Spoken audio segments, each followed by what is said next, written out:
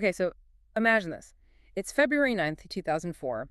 You're driving down this narrow, really remote highway, Route 112, deep in the New Hampshire mountains. It's dark. It's freezing. Exactly. And there are these huge snowbanks on either side of the road, My. and then you see it, the small black car just wedged into the snow. The front end is totally mangled. And inside, there's a 21-year-old college student, Maura Murray. She's cold. She's shaking. Right. And a witness, a local guy, stops to help, but she refuses. She tells him not to call for help. And then, in the time it takes that guy to drive just a few hundred feet down the road to call 911 from a landline, she vanishes. Just gone. I mean, a complete and total disappearance. That's the real heart of it. This isn't just a missing persons case. It's like she performed a vanishing act from a single contained spot on a map. And what makes this case so haunting and why it's such a fixture in true crime is that clean break. No phone activity, no bank cards used, no confirmed sightings ever again. Nothing. And that's exactly why we're doing this deep dive. We're trying to move past all the speculation, the online forums, and really do a forensic analysis of the verifiable facts. Right. We're looking at the chaos leading up to that night, and then the deeply contradictory clues she left behind. We have to dissect those critical minutes where Maura Murray existed on that roadside and then just didn't. And to do that, you have to start before New Hampshire. You have to start in Massachusetts with the immense pressure she was under. Absolutely. This wasn't just some spontaneous road trip. This was a flight, a desperate one. Okay, so let's unpack that. Because the weeks before February 9th, it feels like just one crisis after another piling on top of her. Let's start with the academic and legal stuff. Well, it really begins with her history. Maura wasn't just any student. She was at West Point studying chemical engineering. I mean, that's a high-pressure, high-stakes environment. Right. Very intense. And she transferred out to UMass to study nursing after she violated their code of honor. And the violation itself is so telling. It was for a small theft. Stealing makeup that was worth less than $5. Less than $5. And she risked her entire West Point career for that. Exactly. The value is, it's trivial. But the fact that she'd risk so much over something so small, it tells you a lot about how she handled pressure. So there's a pattern of, let's call it poor judgment under stress. And there was another legal issue hanging over her head too, right? That's right. A few months before, she'd admitted to using a stolen credit card to buy food. That charge was eventually dismissed, but at the time, it was a very real threat to her future, especially for a nursing career. Okay, so you've got this professional and legal weight on her, and then just days before she disappears, it collides with this huge emotional crisis. It really does. The timeline just accelerates so fast. Yeah. On Thursday, February 5th, she's working her security shift on campus, and her supervisor finds her just completely breaking down. Yeah. Weeping. And did she say what was wrong? The only thing she could get out was, "My sister." We now know her older sister, Kathleen, who was a recovering alcoholic, had relapsed. So Maura's suddenly carrying all this intense family stress on top of everything else. And as if that wasn't enough, she gets into 2 car crashes in, 48 hours? 2 crashes. Yeah. It's almost statistically impossible. Sunday morning around 3:30 a.m., she crashes her father Fred's Toyota Corolla. Does nearly $10,000 in damage. $10,000. Wow. Was she charged with anything? Impaired driving? No, surprisingly. No documentation confirms she was impaired. But the whole thing is just, it's highly suspicious. It points to someone who is just completely distracted or exhausted. Which leads us to Monday, February 9th, the day she disappears. The level of deception that day, it feels like this was a plan. This was a deliberate escape. Oh, absolutely. The preparations are methodical. She emails her professors and her work supervisor and tells them she'll be gone for a week because of a death in the family. Which was a total lie. A complete fabrication. No one had died. At the same time, she's on her computer, looking up directions on MapQuest. Where was she looking to go? She searched for places in the Berkshires, Burlington, Vermont, Stowe, Vermont. She even called a condo rental place in Bartlett, New Hampshire, a place her family used to vacation, but they turned her down. So she was definitely scouting escape routes. And her actions that afternoon just scream desperation. They really do. She goes to an ATM, withdraws $280, basically emptying her account. The surveillance video shows she's alone. And then the liquor store run. A big one. She spends $40 on Bailey's, Kahlua, vodka, and a whole box of Franzia wine. Even back in her dorm room, it looked like she was moving out. It did. Most of her stuff was packed in boxes, pictures taken off the wall. This wasn't just a weekend trip. This was someone preparing to be gone for a long, long time. She was literally erasing herself. And Yeah. the very last thing she does, the last bit of data we have, is at 4:37 p.m. She checks her voicemail. That's it. That final voicemail check is just chilling. The digital trail just stops. She's got cash. She's got alcohol. She's packed her car. She just drives north. And about 3 hours later, that car is smashed into a snowbank in Woodsville, New Hampshire. And this is where we enter the core mystery. Act 2. It's 7:27 p.m. The first 911 call comes in. Black Saturn, off the road, airbags deployed. The crash is a fact, but the vanishing that happens after the crash. And right away, the witness reports create conflict. The first caller, Faith Westman, she tells the 911 dispatcher she saw a man smoking a cigarette in the car. A man, not a woman. Right. Later, she changes her story, or says she was confused. Maybe it was a red light from a cell phone. But that initial statement, I mean, it immediately opens up the possibility that someone else was there. Okay, then a few moments later, we have the most critical interaction. The school bus driver, Butch Atwood, stops. He finds Maura. She's shivering, she's cold, but she seems uninjured. And what's her reaction when he offers to help? She pleads with him not to call the police. She flat out refuses help, and she lies, saying she already called AAA for roadside assistance. Which he knew was impossible. He's a local. He knew there was zero cell service there. So he gets concerned and decides to drive home, just a short way down the road, to call 911 himself. And that decision, him driving home to make that call, that creates the window. Atwood leaves around 7:32 p.m. The first responding officer, Cecil Smith, doesn't get there until 7:46 p.m. That 14-minute gap, that's the entire mystery right there. But it might be even shorter than that. What do you mean? Because there's another witness, someone who complicates the official timeline completely. The undocumented police SUV. Exactly.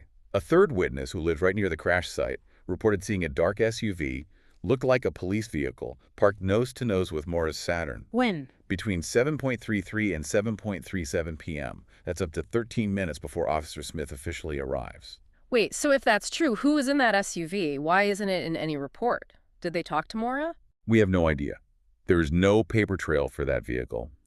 This is the detail that fuels all the theories about a police cover-up or something else going on. It means Maura might have been alone for only a minute or two, not 14. That changes everything. It means she didn't just wander off. So someone would have had to interact with her almost immediately. It forces you to ask, did she manage to get Butch Atwood to leave, only to immediately run into an undocumented first responder? So when Officer Smith finally does get there at 7:46, the car is locked and she's gone. What did he find inside? A really strange mix of items. You have an empty beer bottle, that damaged box of Franzia wine in the back with the red stains, but you also have her AAA card, the blank accident forms for her dad's other crash, a book about mountaineering, and her favorite stuffed animal. So if the stuff she left behind points to, panic and maybe drinking, what about the things she took? That's just as important. The missing items are her debit and credit cards, her cell phone, and notably some of the full liquor bottles she'd just bought. So she took her money, her phone, and her booze, but left everything else. That's a very strange set of priorities if you're stranded in the freezing cold. It's baffling.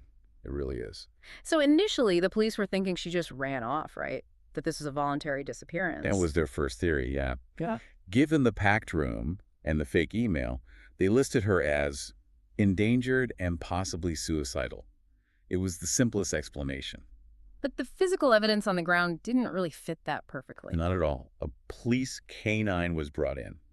It picked up her scent from a glove found at the scene, followed it a few hundred feet east down the road, and then the scent just stopped. Which could mean one of two things. Right. Either she got into a car there, or she succumbed to the elements very close by, and the scent was lost for some other reason. And there was that sighting from the contractor, wasn't there? Months later. Yes. A contractor came forward and said he saw a young person walking quickly down Route 112, maybe 4 or 5 miles east of the crash site, around 8:0 or 8:30 that night.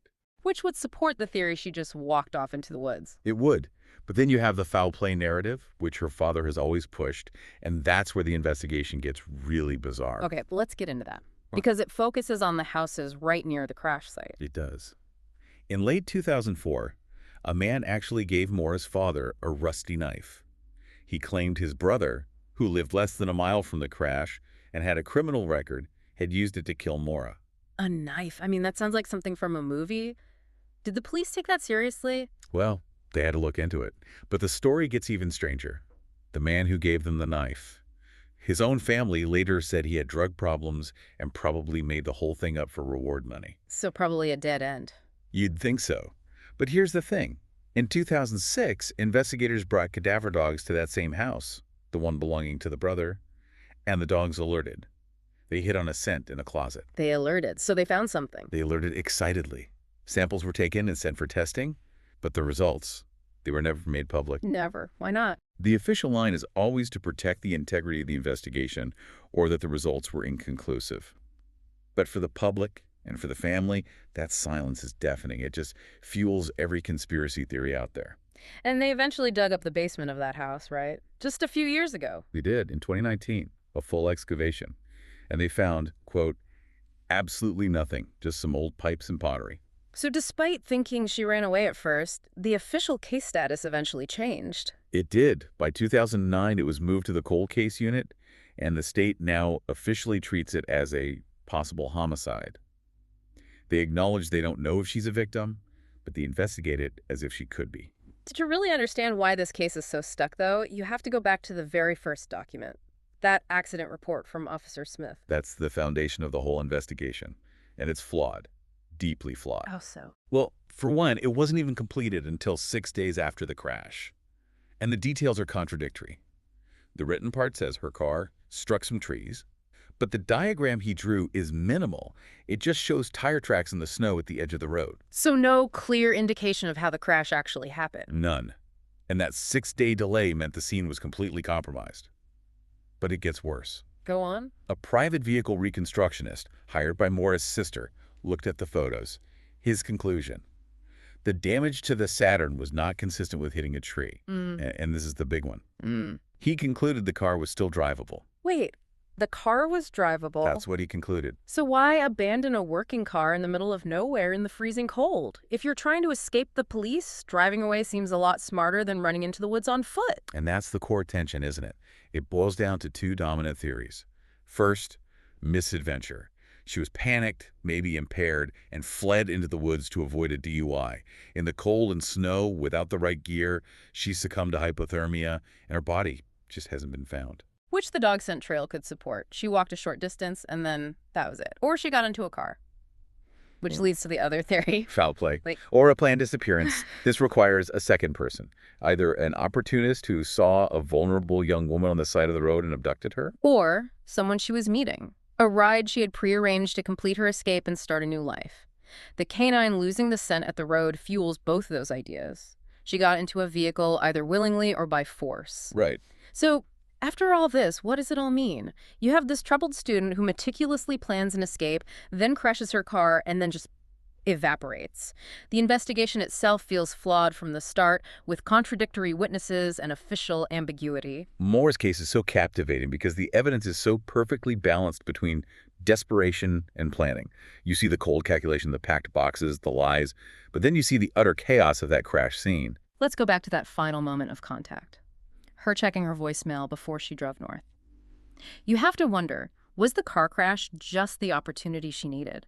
A moment of chaos she could use to finally execute her plan and vanish for good? Or was it the opposite? Was that moment of panic when she saw Butch Atwood's headlights and bugged him not to call the police? Was that the final chaotic mistake that opened the door for something sinister? A random predator? Or maybe that undocumented vehicle we still can't explain. We may never know if the wilderness swallowed her whole or if she finally accepted that ride into the darkness. And that ambiguity is why this mystery is still so agonizingly unsolved.